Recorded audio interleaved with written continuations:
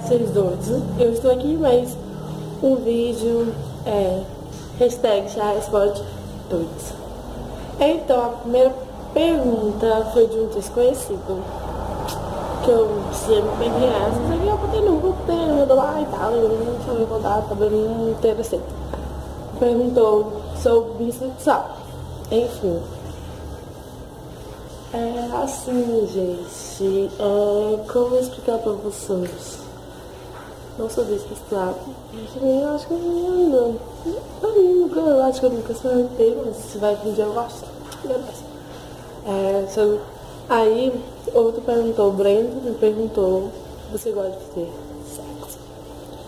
Então,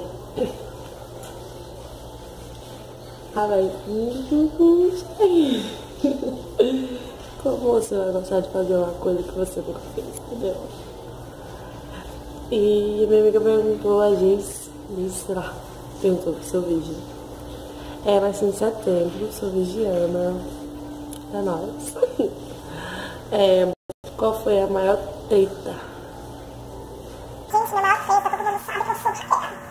Quem me conhece de verdade sabe que eu sou barraqueira. Eu falo na cara, não tenho medo de ninguém. Pode vir quem for, não tenho medo de ninguém. Eu falo na cara da pessoa falar.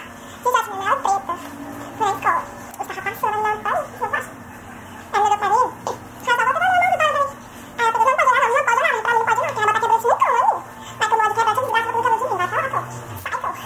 Então é isso, tá um pouquinho curto, porque eu não quero prolongar muito, porque eu uso muito isso, tá? E é assim, e nem outro vídeo aí, se der certo de postar, se não der, porque tá tendo uma relação, mas tá super foda, foi no sítio. E é nóis. Beijo.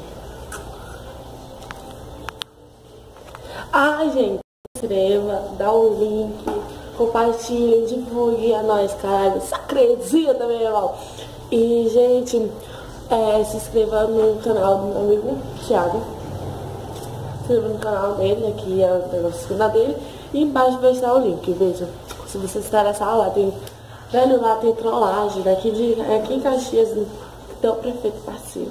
Então vai lá, dá aquela espiadinha lá e é nóis.